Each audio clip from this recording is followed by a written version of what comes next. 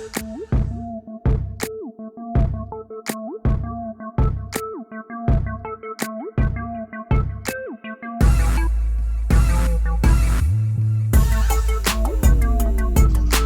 to the Impact Lounge. You are in the number one place to be for the Impact Wrestling fan. Ladies and gentlemen, this is the Cool Factor Podcast. I'm your host, TW, and with me is the man with the plan, the one and only BQ. BQ, say what's up to the people.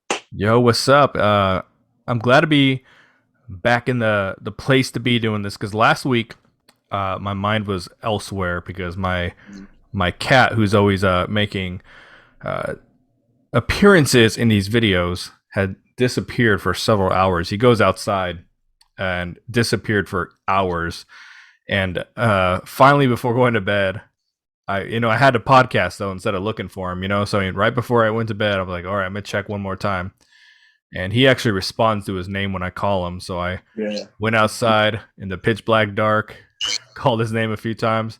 He was responding to me. I'm like, what the hell? And I take my cell phone, flash around. This motherfucker is up in a tree. I think he chased a squirrel up there.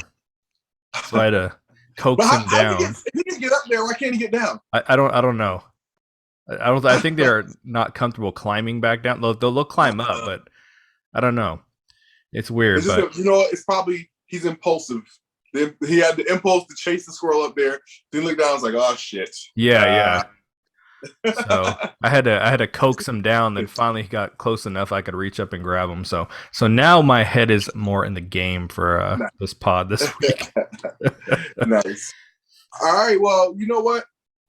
Real quick before we get started, everybody just take one quick second and hit the like button, hit that thumbs up button, so everybody knows that you actually like this video, so that YouTube knows that you like this video. Hit the subscribe button so that you get subscribed to the channel and you have access to not just the Cool Factor pod, but all the pods in the Impact Lounge. Hit the notification bell so that you get notified each and every time we drop some dope fire content on this page. And now, ladies and gentlemen, without further ado, we're gonna get into the week that was with Impact Wrestling. So BQ, was there anything outside of the Impact Zone this week that caught your eye? So I don't know if I want to say outside of the Impact Zone because it was part of the actual episode, but the big talking point that people every day talking on social media about is this digital media championship that they introduced. When they first introduced this thing, I don't want to act like I take wrestling that serious, but I almost lost sleep over this name. Like I was so upset. I was like, what? I've been an advocate for an additional title for a while because I thought too many people were fighting for nothing. And then they're just like, I read the article that comes out during the day, and they're like, the title's supposed to be geared towards their digital media. I'm like, okay, cool. I can't wait to hear what it's called. And then it was the Digital Media Championship. That's like saying I'm coming out with a new Impact Wrestling podcast, and I call it the Impact Wrestling Podcast. I was so upset. I was like, you're going to tell me you put absolutely no creativity. But as time has passed, I thought about it, and I'm like, okay, well, maybe they needed to call it this because they needed to accurately communicate the intention of this title. You can call it whatever you want, and it could be the coolest name in the world, but if the belt is supposed to have to do with their digital media platforms, then maybe it's hard to communicate that through a different name. I think from a branding standpoint, this is just a horrible, horrible name. But as I said, they're probably trying to communicate, hey, this is what the title was about, and this is what it's for. And as the time has passed on this, I've really come around on the concept. I think you were saying you don't really care for the intergender stuff. It doesn't bother me personally. If the ladies don't mind doing it, then I guess I can watch it. It doesn't bother me a whole lot. But it ultimately gives the knockouts and the men who are fighting for nothing something to fight over. And I've been till I'm blue in the face talking about Impact Wrestling, leverage your social media. Your social media strategy sucks. It's funny because the press release that came out was like our highly successful social media strategy. I'm like, okay. But I've always thought their strategy was horrendous, and Right. I've been saying, you got the subscribers, you just don't have the content that makes the subscribers want to engage. Yeah. So this is something that I think is really, really forward thinking. It's very different. It's very original, and I've been begging for them to do something original and different. And the more I think about it, I think I prefer this over just a normal mid card title that. Okay, so to that note, you said it's original and it's different.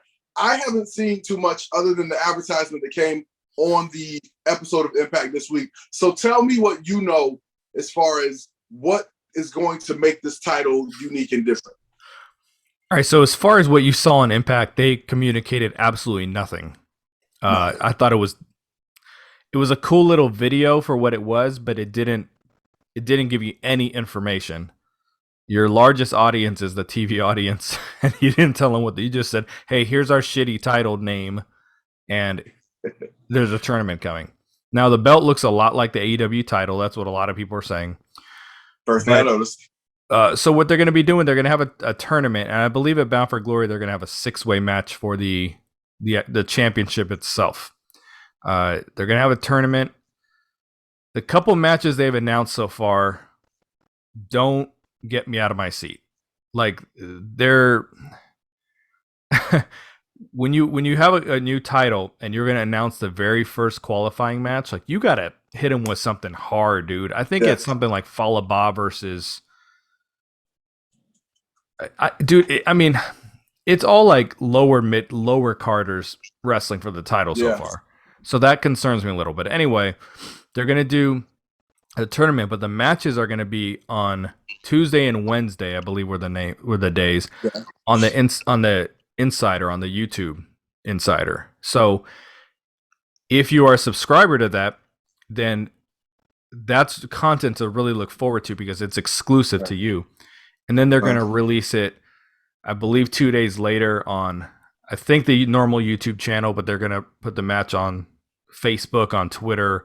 So they're further leveraging their social media, bouncing it to all their other platforms for those who haven't seen it. But the real juice is if you subscribe, you're an insider. You can watch the matches as they play out. So I was looking at that inside. So I watched Impact using the Insider. There's never more than like 150 likes on the videos, and usually it's safe to say that I'm gonna say 5% of the viewers, something that watches, usually likes a video. That's just the YouTube about what it is. So based off that, I feel like the subscriber base is pretty decent that they have, but the comments are always like, there's always like 12 comments. So I don't know what to make with these numbers yet. Based off the likes, it tells me they have about 2,000 subscribers. Yeah. 2,500. But based off the comments, it's like they have 25 subscribers. So I don't really know what it is. But so it'll be on the Tuesday and Wednesday. They're gonna have the matches, and then it'll be out to their free social media platforms after that. My only concern is that it's great for the title. The tournament itself, but once there's the champion, are we just gonna go back to how are we gonna defend it? Right. We need some like unique rules for defending this championship and that type of stuff. I think that like we were talking about with the X Division title, making use of option C. There need to be like clearly defined rules for what makes this, like you said, unique and special, and what makes this different from any other, run-of-the-mill title. As far as the Digital Media Championship name, I do agree that it feels super uncreative, but then I thought about this.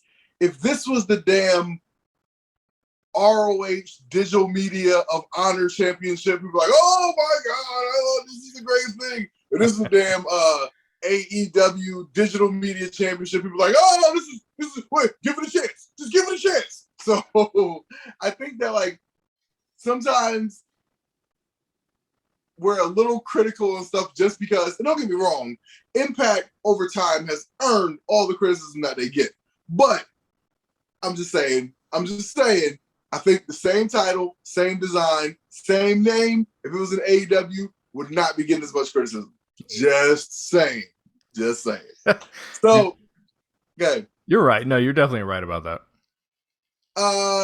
But yeah, I mean, I'm interested to see, how and what they do to make this feel like something special. I think all the titles should feel like something special. Otherwise, what's the point? Like you said, there were a lot of people fighting for nothing. But see, I don't really see it like that. Because I think even if you just had one championship, everyone is still jockeying for position to get a shot at that one championship. So to me, like, that's fine. You know what I mean? Like, I don't know that there necessarily needs to be like this idea of like a mid-card title. So the whole reason that promotions have multiple championships is from back in the territory days when they would have, let's say we're talking like the NWA, right? And let's say that Ric Flair is doing a loop in Chicago, okay? And the NWA still needs to run some towns in Florida. So Ric Flair has the world title doing a loop in Chicago title with Dusty Rhodes. And we can still, that can be our main event attraction in our local area. Like, that's the whole reason why they originally started coming up with all these, like, lower titles and stuff. And I think, like, at one time, like, WCW had so many titles. They had, like, the Cruiserweight title and the Cruiserweight Tag Team titles and the television title and the U.S. title. And it was just like, yo, like, what's the point? If everybody's a champion, nobody's a champion, right? Yeah. Like, it's like boxing, right? There's so many titles. There's like 5 championships in 17 weight classes. Like, again, if everybody's a champion, nobody's a champion. So there needs to be something about this title that makes it feel special. And if not, there's no need for it. It's going to go the way of the Grand Championship. So, yeah, absolutely. Yeah, rest in peace. The reason I say they fight over nothing, if you take AEW's TNT title, one could argue that anyone on the roster can wrestle for that title or be in the title picture. It's different with Impact because their world title picture is always the same 4 people. Every once in a while, they throw someone in who we know isn't going to win. And then the X Division, I mean, it's a cruiserweight title. I understand Josh Alexander has it. I know Samoa Joe had it at one point. Brian Cage has had it. And they try to be like, oh, it's no limits, but they don't really push that. That's not really a brand that it's an excuse they use when it's convenient, but it's not really what they push. So for the most part, it is cruiserweight wrestlers. Like, you don't see Moose is not wrestling for it. I know Sammy wrestled for it once when Rich Swann had it, but he's not in that picture. I'm just trying to think some of their dudes. I mean, there's a crop of guys in the middle that aren't good enough. Brian Myers, like, he's not good enough to be world champion, but he's not going to wrestle for the X Division championship. So that's why I say it's because they're not titles everyone can wrestle for. That's I guess what I'm getting at. So that's why I say they're fighting over nothing, because there's no path for Brian Myers to be world champion, and there's no path for him to be the X Division champion. Right. So they're gonna defend the title on the digital media platforms, but they're also gonna defend it on TV and pay-per-view. So just kind of like a normal title. But what I'm hoping for is that they really focus on the Impact Plus shows as, okay, the digital media championship is going to be in the main event of the show. This lessens how much you expose the world champion, and because they don't have that many main eventers. And we see that in the Impact Plus shows, the guys who are wrestling for the title, like, we know they're not going to win. Like, it's impossible. So it allows you to say, okay, for Impact Plus, we're going to focus on the Knockouts tag team titles and the digital media championship. And then our main titles, we can focus on the show and on maybe the pay-per-views a little bit more. So you're right. That's a great point. And let's just see if they decide to take that route. You know what I mean? And again, like, and everybody listening to this at home, these are the things you should be looking for too. You should always be asking yourself, like, don't just let somebody tell you, oh, this is special. They're supposed to show you why it's special. You know what I mean? Like, again, I said this about the Good Brothers, right? Like, don't just tell me that they're special, because they were in Japan and ROH. I don't watch none of that shit. So, like, you can't I'm not just going to accept that they're special. Like, I need to be impressed by what you do on the show that I watch, right? And Yeah. so same thing, right? If there's a title, make them show you why this title is important. Question them, hold their feet to the fire, drop it in their YouTube comments, drop it in their, in the comments on Twitter. As what is it about this title that's supposed to be special?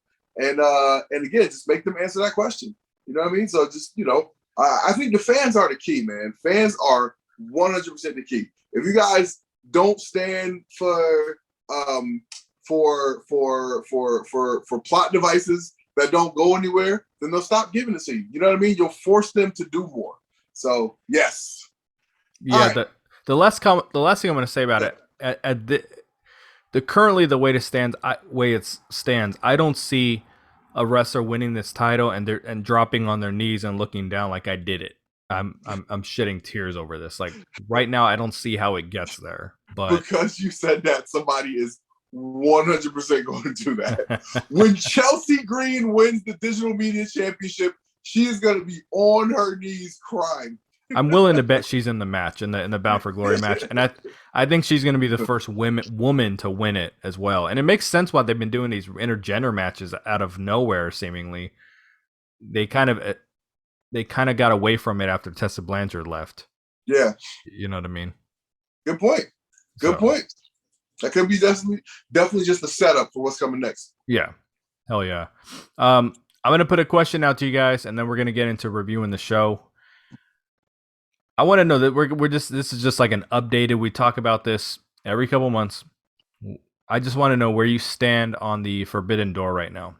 And the reason I'm asking this is because I think a lot of the times when we hear the Forbidden Door and Impact's involvement in it, we're still thinking about Kenny Omega running through Impact talent. And I think we ignore some of the other things that have happened. Like, talking about Impact's YouTube, social media strategy. It's if they can put some Christopher Daniels content on there, they're gonna freaking do it. Now they actually have him to their disposal.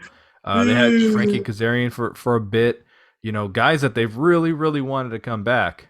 Right. And and everything from Private Party to Phantasmo to Bullet Club. There's actually a lot of new faces we've seen that help freshen up the show. But I think everyone is still stuck in, well, Kenny Omega was the champion. Impact's getting nothing from this. But, if you eliminate him from the equation, I just want to know, just take Kenny Omega out of the equation. How do you feel about the Forbidden Door given everything else?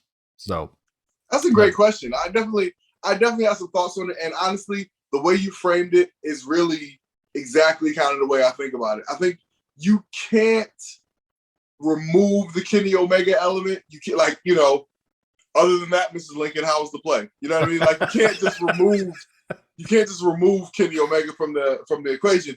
But I think I totally agree that there's a lot more to it if you look at it outside of that. And honestly, I don't even look at that part of it as being bad. I mean, like, I'll save my take on it till we get to it, I guess, next week. And but yeah, I feel like I know where you're going with this, and I think I'm probably on the same page. Okay, cool. Hell yeah. So let us know your thoughts in the comments, folks. We're going to jump right into the episode here. I thought the episode was overall pretty solid, and I feel like Impact is solid every week. I think it was a week or two ago, we're kind of like, this episode is, they're not doing like outstanding television, but it's been pretty consistently solid. And I feel that if the lights were a little brighter, there's a few more people in the crowd, a couple other small details were tightened up, I think people would be saying, whoa, Impact Wrestling is really kicking ass. Like, it's a little hard for me when the show looks and feels so indie right now to be like, man, this is the best wrestling show on TV. Like, I can't get there. But every week I watch a show, I'm like, yo, I really like a lot of the things they're doing. There's some that I don't, obviously, but it just continues to be solid. And before I get into this first match, I made a point last week. Actually, for 2 weeks in a row, I made this point because we've been talking about Josh Alexander. We're fairly certain he's going to be the world champion. And I've said, as a content creator, anytime we have used Josh Alexander's image on Right. any content on the Impact Lounge, the numbers have been shit. Right. And I I tested this last week. He was on the thumbnail for our podcast. Our episode, I think, did the lowest numbers we've ever done for a Cool Factor episode. So Yikes. I hate saying that, but I was just like, I got to put this to the test. You know, I know what has happened in the past. Out of curiosity, I'm going to put him on the thumbnail, and the numbers are. So I don't know what it is, because he's a great wrestler and he's probably going to be the world champion, and he's one of the few homegrown talents they have. But there's just something about his clickability that isn't there. I don't Yeah, know no, what it is. you're right. You're not wrong. I think that it is what it is, right? It is what it is. Like people just don't he's not someone that people are like especially like excited about unless you're like an Impact fan. I think if you're an Impact fan, you're excited about Josh Alexander because this is the first time in a long time where they're growing a guy. You know what I mean? They're growing somebody who looks like they have so much potential, and we can't wait to see what's to come. And the work they're doing is quality. It doesn't feel like, you know, he's being forced down our throats, quote unquote. Right. Like, we feel like we know where this is going, and we're all on board because we need someone. Right? Yes, but we do. but yeah, I mean, like I get it, right? I mean, he doesn't have a big name, and again, it's up to Impact to make him a big name. You know what I mean? Like, you know, people talk about like somebody being able to draw and this and that, and like, dog, if you're out there telling great stories and putting on great TV, like eventually people are going to say good things about your show. Like the people, you know, who do Busted Open, they talk about Impact all the time. But like,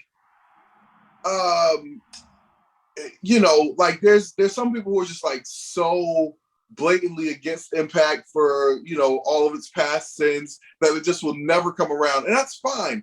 But people who actually talk about the show, they do say good things about it. But again, if you are Impact, you got to start doing stuff that people can't deny but talking about.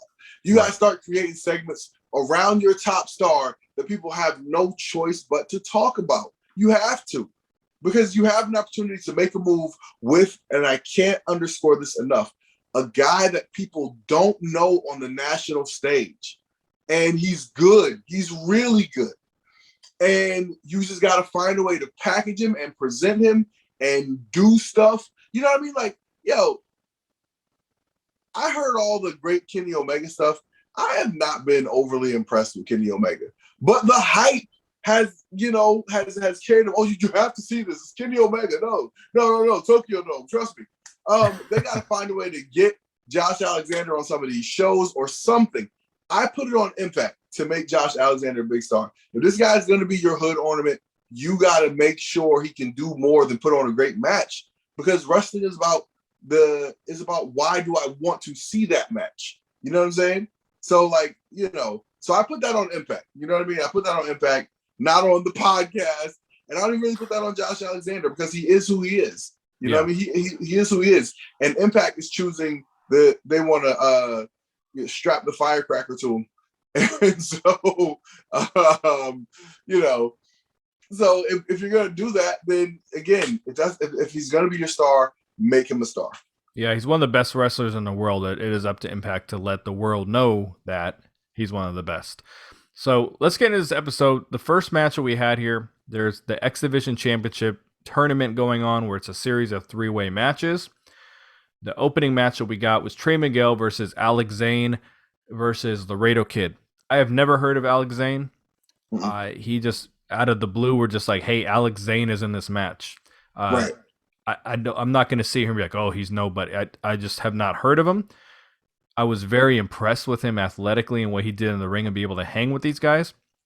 But these are the little details that, you know, I'm going to say the same thing about the Knockouts Knockdown. We know Frost is going to be there, and Mercedes Martinez, and the little video where's the little video package? There's little introductions that 30 seconds, something to where we have an opportunity to try and invest in these guys instead of them just showing up. Just really perfect. Exactly. Like, what does it take just to do a video package just saying, hey, I'm so-and-so, and this is why this is important to me. Boom. You do 3 of those, and you eat up 12 minutes of TV time before you even get to the match. And then you do then you do the match, and you allow people to be a little bit invested in what's going on, man. These are just little things, dog. And if we know this, they should know this. Absolutely. Totally agree with that. But Trey Miguel wins this match. I thought the match, as much as I'm never a big fan of like too much flippy, Impact balances it out. You know, like it's not every single match like watching AEW Ring of Honor where everyone's just balls to the wall. Like they pace out their matches and their shows a lot better. But this was, I saw the Twitter comments on this match, and I was like, okay, I'm sure it's a good match. You know, I'm watching this shit, and I'm seeing moves that I've never seen before. It's unfortunate like a match like this wasn't on a much grander stage and a bigger scale and everything, but we've been talking a lot about Trey Miguel being one of those pillars and the guys that they should be pushing going forward. Like he never got that Josh Alexander match, which I still don't understand. He just got a series of smaller matches. It feels like he's ready to break out. So he was the right winner here. I'm very shocked that they're not also going to find a way to get Laredo Kid in that match. I would think, I would just assume he would be in the match, but he's the one who actually took the pin here, oddly enough. You got a guy that we're not familiar with, no video packages. Like, why didn't he take the pin? Who knows? Maybe they're going to do something with him. It was the same with John Skyler. He's wrestling, I think, Fallah Bahh for the digital champion. I think that's the first match. Or he's fighting Crazy Steve or some shit. Or Hernandez versus Crazy Steve. But you get my point. Like, these are not high-profile matches. This is the Swingers Palace Championship. Yeah, there we go. That's exactly what this shit is. Yeah. I guarantee you he'll be in this tournament. I'm almost sure of it. But they did the same with John Skyler, where he's actually a rostered member, and he just showed up one day, and there was nothing on him. Like, he's so far been forced to get himself over. Right. So, and I think he's doing a good job so far. But, you know, again, I haven't heard of this guy. I don't know if you have. No. He just came out of nowhere. And again, like you said, you don't have to overly produce some sort of video package like this. Like, dude, it's like, yo, okay, you got your schedule. Here's what we're doing today. Before we go do this, let's just go off into one of these Skyway Studios rooms, or let's go in the parking lot, or let's go on the rooftop or something. And let's just shoot a little, hey, here's what you need to know about me. Whatever. You know what I mean? Like, just it's fine. Just introduce the person. Introduce. Yeah. Just it's very simple. Like the video they did with Matthew Raywall was very well done. It must have taken hours to put that together. So if you have hours to do something like that, do a simple one camera, one angle, you know, and video again, package. This actually reminds me like when I used to work at the Maury show. And it's funny, like, you just take these people, like, you know, in like a stairwell, and just have them talk. If Joe Swell thinks that, you know, she gonna say this to me, you know, she is out of her mind. I am not the father. I knew she was a hoe, and you ain't gonna pin that baby on me. You know what I mean? You have them say that in the stairwell, have them say it on the rooftop, have them say it in the parking lot, and you just cut it together. Boom. Just like, you know what I mean? This is not like high level production stuff we're talking about. But like you mentioned, with the Matthew Raywalk thing, right?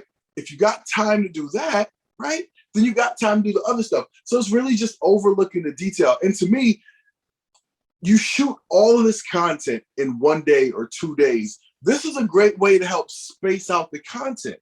You know what I mean? Like, you just build up that match, because that match was a banger. That was a good ass match to open the show.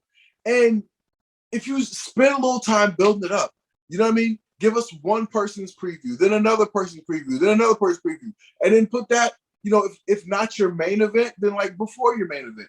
And, you know, let it just, you know, end the show with something dope that's been building to, you've been telling people about.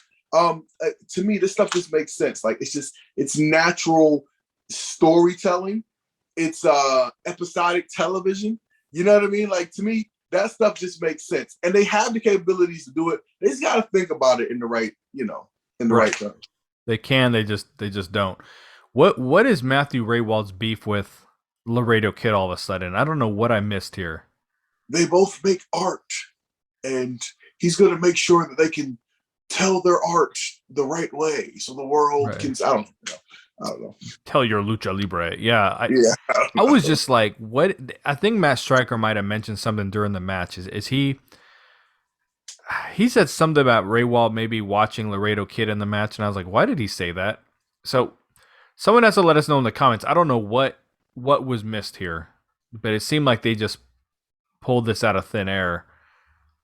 So I don't know. So someone let us know. Yeah, I mean, right. They're like cooking up a beef out of nowhere, which you kind of have to do. Like, and AEW is guilty of this as well. It's like all of a sudden you'll see a video package and somebody's like talking about somebody like we're gonna bring this to a head, Red Velvet. Yeah. Like, I didn't even know you had a thing with Red Velvet. We were. They 100% do that. Just out of the blue, blood feuds. Like they had this Diamante and Big Swole, like just blood feud on AEW Dark. I was like, where the hell did this come from? It's bananas, right, dude. Though. It's like all of a sudden out of nowhere, it's like one of us got to be knocked out. Yeah.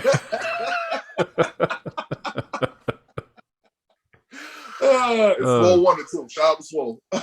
Yeah, good God, man. But right, where the hell did that come from? It's, like again, wrestling can be so lazy sometimes, right? Like, so I bumped into you at the water cooler. Oh, bitch. Yeah. Yeah, I don't know. All right, what else is on this show? Come on. So, this was a second week in a row they've done these Bullet Club, or not Bullet Club, but Good Brothers video packages where I would imagine, I feel like they're recorded somewhere when they're doing AEW tapings. Like I don't even know if they're at the set of tapings, dude. I don't know, but we know that Impact records everything in the same like 3 places. So this is something a little bit different on the sofa. It looks like crap. It's boring. They say some good things. I think they're trying to promote the YouTube digital. I mean, I was gonna go back to digital media. The Insider thing. The Insider. They're kind of promoting some things. They're saying things that they always say, but it's like slow and takes too long. Again, video package for this other dude instead of this. What's funny is that they've been making a point the last couple episodes to say wrestlers don't make matches.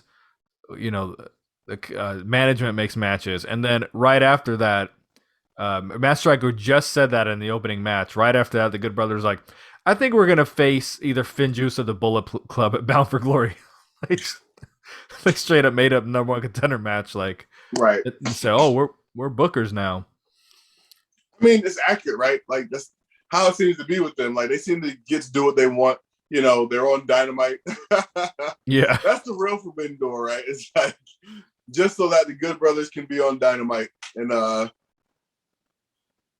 what are they doing for Impact? I couldn't tell you. Yeah, I couldn't tell you. Exactly. So Scott D'Amore shut down Swingers Palace. I wasn't annoyed by Scott D'Amore in this segment like I typically am because he was talking a little more reserved and quiet instead of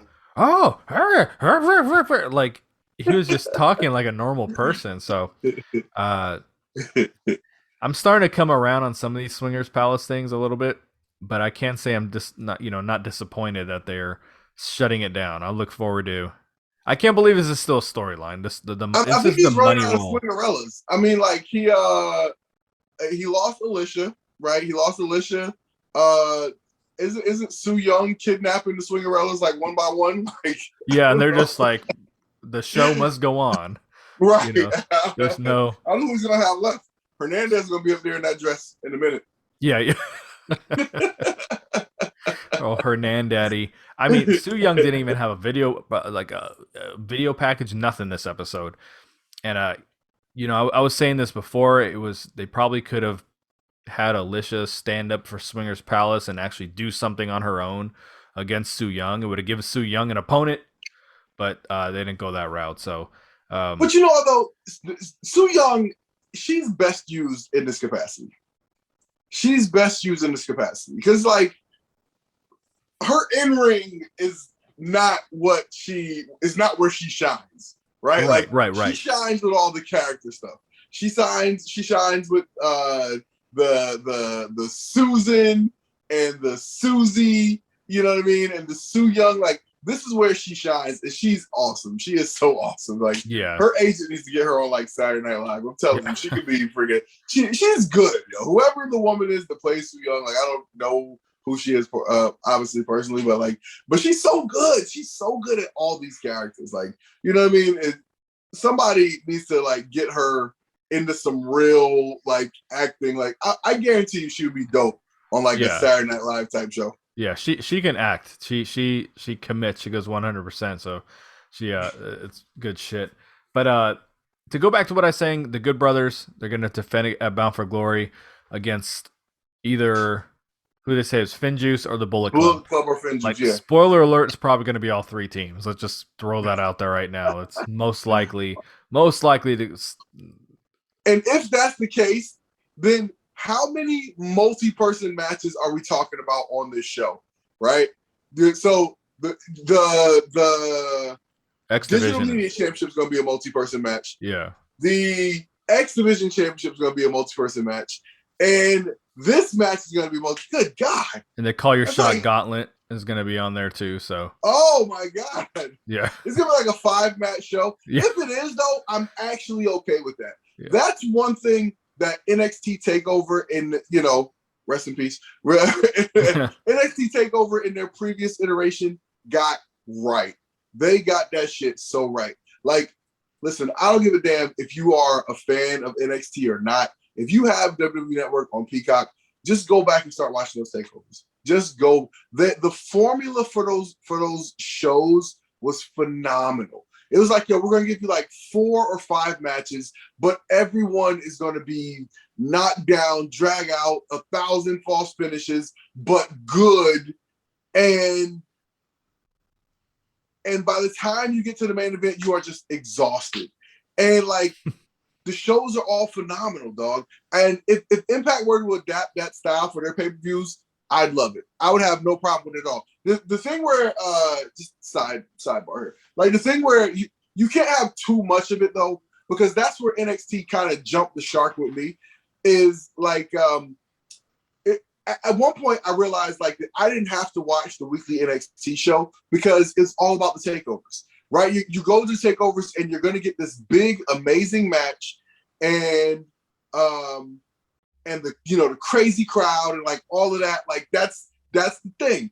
But every match can't be that, dog. Like, I think where they really lost me was with like the Adam Cole, Johnny Gargano stuff, when it was just like, yo, okay, every match is like 1,000 false finishes, and then you put these 2 guys who are 120 pounds and you got to damn near shoot and stab them to get a 3 count.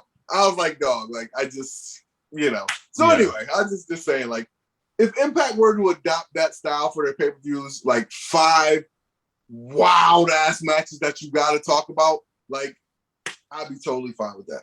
I was thinking, and this is strictly just me thinking, no insider. I feel like they have so many wrestlers on pay-per-appearance deals that they have to find a way to get as many of them involved as possible. Probably. If everyone was on a salary deal like WWE, then you could get away with that. But I think that's what that's where we're getting to a point. There's so many multi-man matches that they're like, hey, we got to get these guys on here. That's why we have the Swingers Palaces and the, some of these nonsense backstage segments, because we got to get them on the show. Right. You know what I mean? So actually, that does make sense. That does make sense. Yeah, they got to justify bringing them out for the set of tapings, and they find something for I would be really interested in learning more about the actual business of operating these shows. I'd be very interested in that. Yeah, it seems pretty protected, that side of things, but I would love to know too. Yeah. Maybe one day. So next, Finn Juice cut a little promo. Next week they're going to team up with Chris Sabin against the Bullet Club. So I'm actually looking forward to that. I was worried when they had a third person coming out, who it was going to be, but Chris Sabin, I can get with that. The backstage interview with Christopher Daniels was cool because he was just like, I don't have to knock on the forbidden door when I help build the house. So I thought that was a nice little thing. The second match we had of the evening was Jordan Grace and Rachel Ellering versus the Influence with Caleb with a K. I liked when Caleb with a K focused on being Caleb with a K. Every time someone addressed him, he's like, with a K, with a K. That's not really his gimmick anymore. Like now he's just kind of out there wearing pink and being outlandish and being a comedy character. So I kind of missed that part about him a little bit. I was fairly certain Influence was going to win this match. Like there was just no doubt in my mind. Yeah. And I like that the teams, Jordan and Rachel, dress alike. The Influence doesn't quite dress alike, but they're not apples and oranges. Right. And the Influence won the match, as I said, but they had a tag team finisher. Ellering and Grace have a finisher, so it's like they're starting to build a real tag team division here. Like there was a time where it just felt like Fire and Flava, and then they were just the only team. And it felt like that because it was that. Yeah, they were the only team. Yeah, everything else is just a hodgepodge of women put together. So, the standard knockouts matches. There's nothing here to really write home about. I wanted to say about the Impact commentary. So I know I always have a segment where I talk about commentary. I've been seemingly doing that forever. And I talk a lot about, I noticed it a lot in this match where I'm like, D'Lo comes off like he's just making up shit to talk about. And then Matt Stryker does it too. And I'm kind of like, well, I watch AEW. They're just calling moves and they're doing this and this. And then it dawned on me, that's because in the AEW, no one's selling anything. Like the match just continues. So there's all, and as I was watching this episode, I was like, wow, there's a lot of rest holds. There's a lot of selling. There's, I don't think we talk about that enough with Impact in general. I know I don't. It just starting to hit me. I was like, wow, they actually sell moves here and all that. So the pace of the match is a lot slower. So that's why I think that's why they have to find shit to talk about sometimes. I remember when I first heard the concept of a rest hold. I can tell you exactly the first time I ever heard of a rest hold. The first time I ever heard of a rest hold was when I was at WrestleMania 29. I think it was the one that was in New York City. It was the one where they did CM Punk versus The Undertaker. And there was this guy sitting in my section who was dressed from head to toe as CM Punk. And like, I was not into like internet wrestling conversation, all that stuff. I've never been like a Meltzer guy, like none of that. And so anyway, there was one part where I don't even remember the match, but somebody had somebody like a chin lap. And this guy's like, another rest hold, come on. And in my head, you ever seen High Fidelity? Where like the main character, just like he would have like these like blackouts where he would just envision himself doing something crazy. And like in my head, I just like envision myself going over there and just being like, yo, shut the fuck up. I don't pay my ticket to hear you commentate about no damn rest holds. And I was like, yo, if this dude says something else, like I'm gonna be on him. And thank God he shut up. But like the concept of a rest hold was always wild to me, right? Like again, and this is a whole nother thing. So we don't really have to go deep into it. But like this idea that like, yes, a rest hold is a rest hold for the behind the scenes, smarks. Like, yes, they're grabbing that chin lock so that they can catch their breath. Okay, cool. But in a fight, that's called choking somebody out, right? So like, is it so like, like you want me to suspend my disbelief when 45-pound Darby Allin is beating somebody up, but you can't suspend your disbelief when you see somebody get in a chokehold? Oh, stop resting. Like, yo, give me a freaking break, man. It's just, there's just this division in the way people watch wrestling, and to me, I think it ruins wrestling for a lot of people when they need to dissect everything in that way. Sorry, just my little little soapbox. All good. No, I can dig it. So, the Influence wins a match. Do you think they will win the tag team titles at Bound for Glory? They should. They should. The Influence would be way more interesting with the tag team titles than I think anybody else. Also, I like that they're slow playing this Rachel Ellering, Jordynne Grace thing, because I can see Rachel Ellering being good, but she's not there yet. She has a long way to go. She has a lot to learn in promos, in ring, in, honestly, I think sticking with Jordynne Grace to help her get her training up, you know what I mean? Like, I think that can be nothing but good. So I think Rachel Ellering can really be good, but I think she's very far from that right now. And so keep her with Jordynne Grace as long as possible as a tag team, and then break her off in feud, and then let Rachel Ellering grow on her own. But she has a lot more to go. So I like the idea of get the titles on the Influence, let Rachel and Jordynne chase, and then let's see how that happens. See how that works out. I think that's a good idea. Decay is not doing much with those titles. It's like they won the belts and then we don't see them. Yeah. So, I mean, I mean, Decay's barely in the show. So, I think Influence will 100% win. Brian Myers had a backstage segment with the Learning Tree. I think is a hilarious stable name. I'm coming around on, at first you look at him, you're just like, it's just a bunch of random jabrones. VSK is a great addition to this as far as giving Brian Myers a serious partner in this, so it's not just comedy. I think it bridges the gap between the comedic characters and him to where he doesn't have to be. It just works. It's good to have a little serious lackey. Even though he just got jobbed out to the Big Show on AEW Dark Elevation in a 3-on-1 handicap match.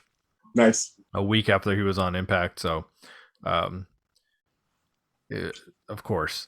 So Manny Lemons actually followed me on Twitter, so that was cool. Nice. But I find these guys funny.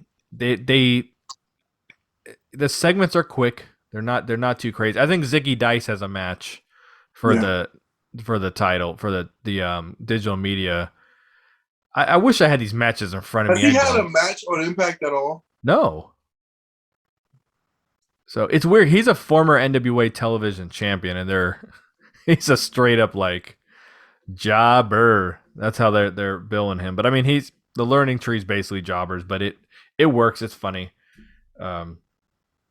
Anything on the Learning Tree segment? No, I mean, all these guys look like they have potential, and I like that Impact is, one thing Impact in this iteration has been great at is introducing new talent and building them up. And yeah, so it's good to see the next crop of people who will be developed, like arriving in Impact. And, I'm interested to see what they do with it. Now, what we got next was, I thought, my favorite part of the show, and it was the brawl between Deonna Purrazzo and Mickie James on the farm, the ranch. I have a hard time believing Nick Aldis lives there, but I thought this was excellent. It was basically a cinematic match. I think they've done a really good job in building real legitimate heat between those, because at first Mickie was the executive, and then all of a sudden she's now like, she probably says it too much, but she's hardcore country now. And I thought it was going to be really quick at first, and I felt like they were going to play some like super cheesy music for a second, but it came off great. It looked good. It sounded good. Yeah. I thought it was funny the way she just kind of she's in there doing like shoveling poop or whatever the hell she was doing, but the way she just came up on her, and the way she pulled up, like, I'm a friend of Mickey's. At first, I didn't know what the hell this was. I was like, well, who's driving? I thought the whole thing was freaking excellent. Yeah, and, yeah. I mean, I can't say enough good about it. Excellent. This was excellent. Like, I have no complaints. I had one comment about it. I'll tell you when we get offline, so I don't want to say it. Okay. But yeah, I mean, but this was excellent. No, I have no complaints about this. This was excellent in terms of building a match, building the tension. I'm very excited for this match. I believe this is going to deliver. And not only do I believe this is going to deliver from a performance standpoint, but they are actually building the story. I don't think Deonna Purrazzo is going to lose that title, but I wouldn't be shocked and I wouldn't be mad if she's going to lose that title. Who better to than Mickie James? And if you're Deonna Purrazzo and you put Mickie James through all this and you still, who did this? Tessa Blanchard. When Tessa Blanchard had the program with Gail Kim, where she was messing with her husband and she was doing all this, and then she still beat Gail Kim, I was like, yo, that's some Triple H shit right there. Like, you can't just go, be the jerk to somebody and then beat them. That's not good storytelling. But it tells the story that I am dominant.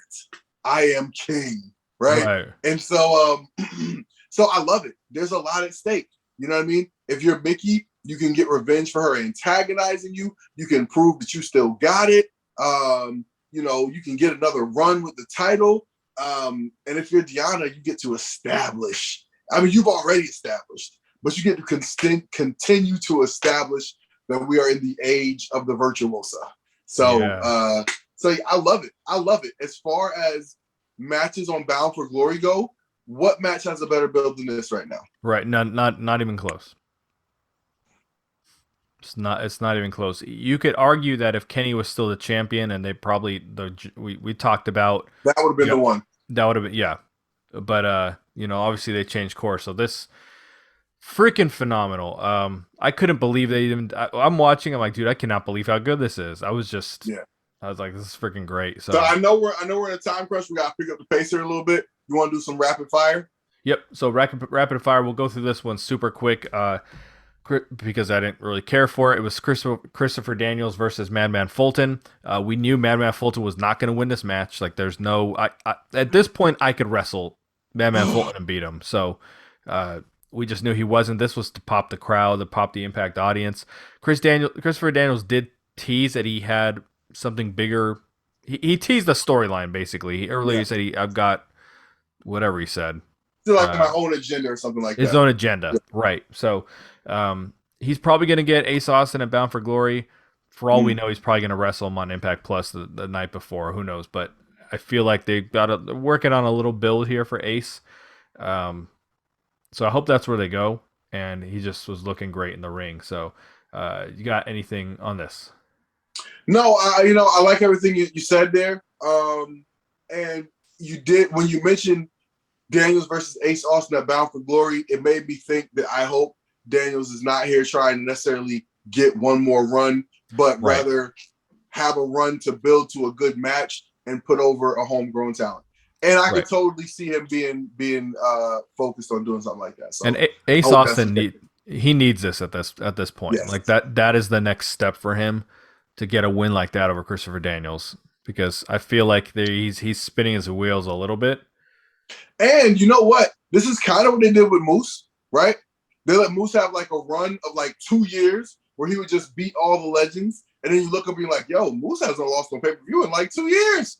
Right. And so hopefully they do something like that with Ace Austin. Because I think he's put in his work. He's got a nice resume of matches. And it might be time to heat him up for real. So yeah. He would be excellent in like a legend killer type of gimmick, like Randy Orton was doing, and like we were talking about with Moose. Like, he would be excellent if they actually had anyone from TNA's past to put against him at this point, which they pretty much don't. But yeah, Christopher Daniels wins. In the main event was Eddie Edwards versus Morrissey in a street fight. I feel like they've already had a street fight before, so I had no inch. I couldn't believe there was another street fight / no DQ, hardcore rule, whatever, old school. It seems like every episode they do this. The match was better than I expected. I had no interest in it at first. The commentary, they're doing a good job of shutting up when the fans are singing, and then when it gets to the part where no one knows what the words are, then they start talking. But they allow They probably watched the show. Yeah, that's gotta. You're welcome. Yeah, so They're doing a good job of that. They're paying attention to that, so that's good.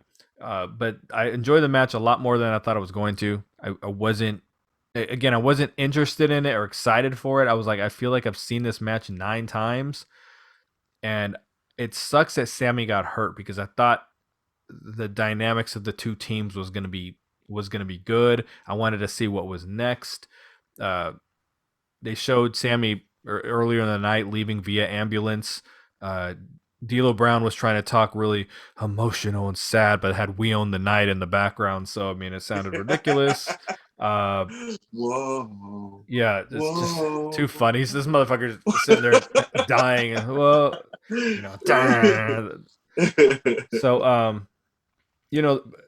I'm just not into the hardcore matches at this point. The story was Eddie winning the match, and then Alicia coming out and doing that whole thing. Lewis sent me a message saying Alicia's pants look ridiculous. Then I watched the show and I disagreed 100%.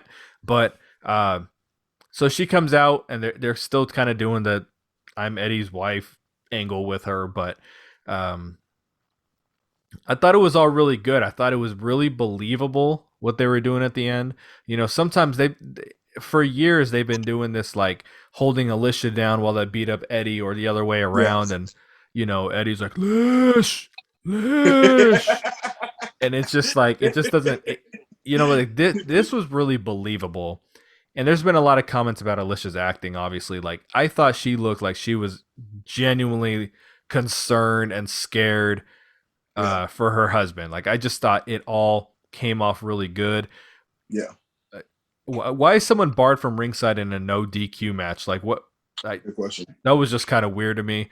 And then after the match, he's like, "What? Moose knows not to be out here. He's barred." I'm like, the match is over. He can do what the hell he wants now. Right. But he's barred. Yeah, but it says right here in the contract. So I thought they were going to lay Alicia out again. That's what I thought they were going with it. And but instead they were holding her back, making her watch them just like destroy Eddie Edwards. Yeah. When they push him into the railing, I mean not the railing, but the post with the chair, I was like, oh my god, like it just all looked excellent. I was almost positive the referee was going to try to take the chair off him. And I mentioned before when Alicia got powerbombed, like there should have been some EMTs out there, not right. Eddie lifting her lifeless body and probably further injuring her in real life. and that's what this would have been too if they removed the chair wrapped around his neck. But that's one of those little details. I could hear Jim Cornette be like, "Where's the EMTs?" Right. No one's coming out there. Really, nothing. No referees, nothing. Like, but what do you think about the match itself? I mean, for me, I thought just the story was I was pretty invested in post match, much more than the match itself. I think they've settled into a nice space here. When you find people who have good chemistry working together, it's kind of tough to get away from that, but they might need to. But also, I kind of want to see where this is going. So, I mean, like, listen, I think that those fans told us something when they came and started singing Eddie Edwards' theme song. I never even thought of Eddie Edwards' theme song as having words, but you know what I mean? But people like him enough to know the words to his music. That says Eddie Edwards means something to people, right? People who are coming to these shows. So Eddie Edwards needs to be front and center a lot. And so, like, maybe that's your digital media champion. You know what I mean? Like, maybe that's your guy who, I don't know, but people obviously, they care, they're invested. And so I got no problem with putting him in a situation against two monsters where he's getting killed. I don't know. I'm totally okay with it because he can get killed and then have him do something where he's going to come back and maybe get them one at a time and, be victorious in the end, even if that's not till January.